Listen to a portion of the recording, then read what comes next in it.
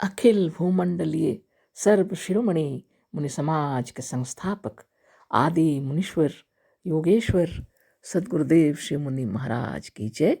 उपस्थित मुनि वृंद, साधु सज्जन वृंद, संत वृंद, साधक वृंद, आध्यात्म ज्ञान के जिज्ञासु और प्रेमियों, सभी श्रोता वृंद, आप सबको मेरा कोटिशः नमन, सप्रेम जय जीव। तो आध्यात्मिक चर्चा चल रही है और हम लोग सद्गुरुदेव शिव मुनि महाराज रचित ग्रंथ निरोग होने का अद्भुत उपाय पर चर्चा कर रहे हैं। अध्याय 17 पर चर्चा हो रही है। शीर्षक दिए हैं गुरुदेव पीड़ा और कष्ट के कारण। तो हम लोग तो कल देखे कि वर्तमान सभ्यता ने है ना इतना तकलीफ दिया, जो हम लोग परेशान हैं। उसी विषय पर थोड़ा सा याद दिलाने के लिए पढ़ देते हैं। वर्तमान सभ्यता ने मोटर कार को बहुत उच्च स्थान दिया है। वह हर वक्त शहरों में कितनी धूल उड़ाती है, इससे लोग कितने परेशान होते हैं, कहा नहीं जा सकता। शहर के लोग जब वायु सेवन के लिए बाहर निकलते हैं तो बराबर एक ना एक कार बगल से धूल उड़ाती हुई निकलती रहती है। गए थे फेफड़े को शुद्ध करने, लौटते हैं अशुद्ध करके। यहाँ तक पढ़ाई हो गई। आगे है वर्तमान सभ्यता में इंजनों की भरमार है। यह भी वायु को शुद्ध नहीं अशुद्ध करती है। वर्तमान सभ्यता के पान, सुर्ती, सिगरेट, तंबाकू, चाय, कॉफ़ी, शराब और बोतलों के पानी कितने हानिकारक हैं, इसे बहुत से लोग अनुभव कर चुके हैं। वर्तमान सभ्यता ने आवश्यकताओं को इतना बढ़ा दिया है कि मनुष्य द्रव्योपार्जन के पीछे पागल हो रहा है। साधारण जिंदगी जीना कोई चाहता नहीं। आज के ज़माने में सब बड़े बड़े बिल्डिंग चाहिए, कार चाहिए, हो सके तो हेलीकॉप्टर भी चाहिए, है ना। तो जितने रुपये कमाते हैं उससे और अधिक के चक्कर में रहते हैं। इस चक्कर में शरीर भी अस्वस्थ हो जाता है। तो गुरुदेव जो बतला रहे हैं वास्तव में सही बात है ना। वर्तमान सभ्यता ने आवश्यकताओं को इतना बढ़ा दिया है कि मनुष्य द्रव्योपार्जन के पीछे पागल हो रहा है। मन कहता है इतना परिश्रम ना करो, आत्मा कहती है इतना काम ना करो। प्रकृति और जीवनी शक्ति बार बार आराम करने के लिए कहती है, पर धन के लोभ ने मनुष्य को बैल बना रखा है। देखिए क्या क्या बात है। जब सोने चांदी के पीछे अपने अमूल्य और अलभ्य चेतन जीवन को अनंत परिश्रम करके घिस डालना बुद्धिमानी नहीं मूर्खता है। ये सब समझ में हम लोग आएगा? मुझे नहीं लगता कि समझ में आएगा। लोग धन दौलत के ही पीछे पागल हो रहे हैं। सद्गुरुदेव कह रहे हैं अलभ्य चेतन जीवन को अनंत परिश्रम करके घिस डालना बुद्धिमानी नहीं मूर्खता है।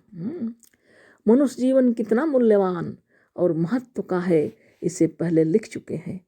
इसे जनता लोभ और मोह के पीछे बर्बाद कर रही है। स्वास्थ्य और जीवन धारण के लिए अधिक भोजन और अधिक वस्त्रों की आवश्यकता नहीं है। फिर लोग रुपये के पीछे क्यों मर रहे हैं, कुछ समझ में नहीं आता, है ना। ये तो क्या करें, जीवन ऐसे ही चल रहा। बहुत बड़ी बात है ना, बहुत बड़ी बात है। एक सद्गुरुदेव जो बतला रहे हैं समझ में नहीं आता, कह रहे हैं क्योंकि अधिक वस्त्रों की और अधिक भोजन की भी आवश्यकता खास नहीं है जीवन रहने के लिए। गुरुदेव बतलाते हैं स्वतंत्र साण बिना अच्छे भोजन और वस्त्रों के भी कितना मोटा और ताज़ा बना हुआ है। क्योंकि वह स्वतंत्र है, इच्छानुसार जो मिला खा लिया, प्रसन्नता से रहता है ना। आपका गुलाम बैल कितना अच्छा भोजन पाता है। जाड़े में उसकी पीठ पर कंबल डाल दिया जाता है। एक पशु चिकित्सक उसकी चिकित्सा के लिए भी तैयार रहता है, फिर भी वह साण से दुबला है, कमज़ोर है, उदास है और अस्वस्थ है। सबसे बड़ी बात गुरुदेव क्या बतला रहे हैं, स्वतंत्र रहना, प्रसन्न रहना और जो भोजन मिला उसको प्रसन्नता के साथ करना। जिसके मन में कोई चिंता ना हो। फाजूल की चिंताओं में पड़े रहकर जीवन को बर्बाद हम लोग कर रहे हैं, है ना। अपने आत्मबल पर विश्वास कीजिए, आवश्यकताएं पूरी होती रहेंगी। गुरुदेव कहते हैं अपने आत्मबल पर विश्वास कीजिए, आवश्यकताएं पूरी होती रहेंगी। आत्मगौरव, आत्माभिमान, आत्म पूजा, आत्मबल और स्वावलंबन को भूलकर पूंजीपतियों और डॉक्टरों का गुलाम मत बनो।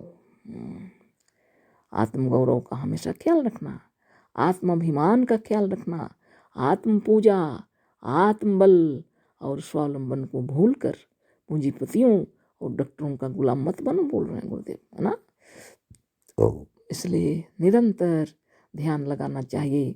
पीड़ित अवस्था में भी ध्यान लगाते हुए साधन करते करते सब तकलीफ दूर हो जाएगा, है ना।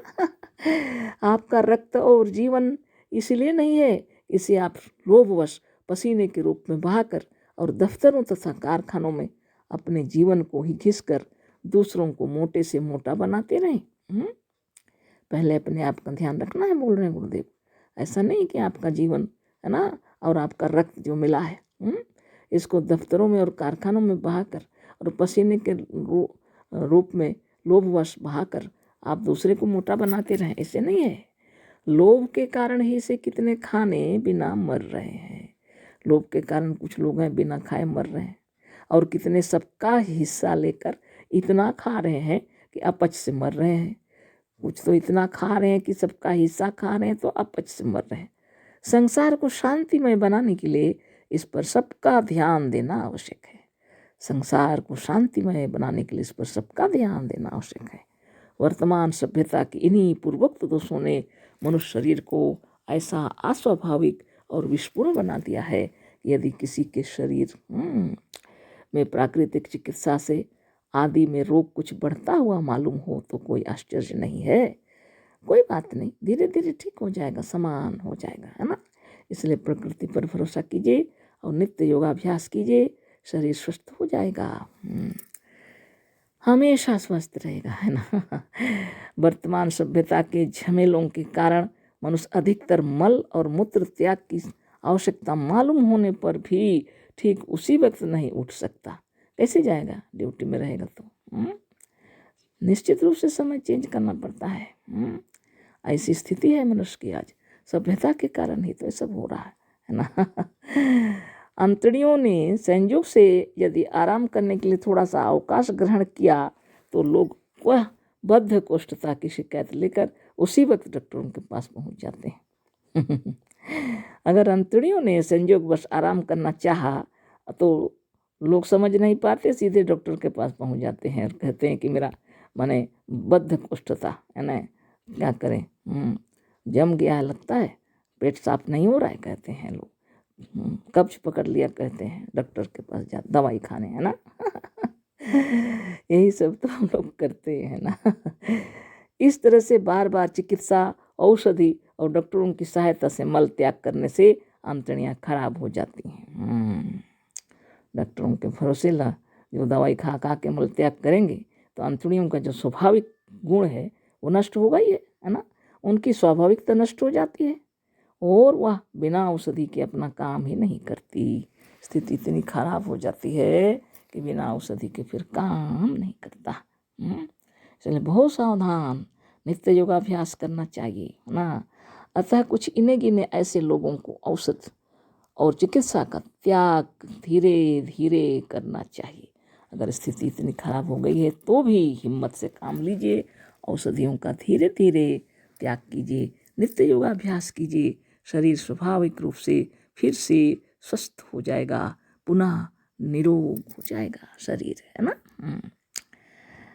यहाँ इस लेख में प्राकृतिक चिकित्सा मतलब इन्हीं सिद्धांतों से है जिसे हमने वर्णन किया। प्राकृतिक चिकित्सा का मतलब इन्हीं सिद्धांतों से है जिसे हमने वर्णन किया। कहते हैं यदि इस नाम की अन्यत्र कोई चिकित्सा प्रचलित हो अथवा इसकी कोई पुस्तक हो तो उससे हमसे कोई मतलब नहीं है।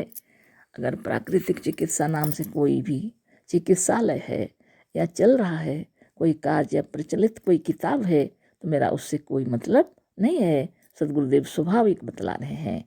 हम उन्हें नहीं जानते, हम उन्हीं के सिद्धांतों के जिम्मेदार हैं जिनका वर्णन हमने किया है। हम दूसरों के सिद्धांतों को नहीं जानते, हम उन्हीं सिद्धांतों के जिम्मेदार हैं जिनका वर्णन हमने किया है। यह सहज, सरल और स्वाभाविक रीति से सदगुरुदेव जो हम लोग को बतलाए हैं, इसी पर आप चलिए। निर्मल भोजन कीजिए, शुद्ध जल पीजिए, सही समय पर भोजन कीजिए, सही समय पर सोइए, नित्य योगाभ्यास कीजिए। आप देखेंगे ना तस्य रोगो न जरा न मृत्यु प्राप्तस्य योगाग्निमयम शरीरम। 24 घंटे इस ज्ञान को धारण करते रहिए कि आत्मा अजर अमर अविनाशी है। आपकी जब तक इच्छा है शरीर को स्वस्थ रखने के लिए, आप निर्मल निरामय होकर के रहिए, है ना। तो गुरुदेव आगे क्या कह रहे हैं, हमारे सिद्धांत बहुत ही स्पष्ट, बहुत ही प्राकृतिक और बहुत ही सरल हैं, है ना। सदगुरुदेव कह रहे हैं हमारे सिद्धांत बहुत ही स्पष्ट, बहुत ही प्राकृतिक और बहुत ही सरल हैं। रोगों, डॉक्टरों और इस वर्तमान सभ्यता के इतिहास पर विचार कीजिए। रोगों पर विचार कीजिए, डॉक्टरों की बातों पर विचार कीजिए, वर्तमान सभ्यता विचार कीजिए, आपको मालूम हो जाएगा, है ना। वर्तमान सभ्यता के साथ ही साथ जितने ही डॉक्टर, वैद्य, हकीम और औषधियाँ बढ़ती गईं, उतना ही संसार में रोग भी बढ़ता गया। कल फिर चर्चा होगी, है ना। अशेष धन्यवाद, कोटि से नमन, सप्रेम जय जीव। सदगुरुदेव शिव मुनि महाराज की जय।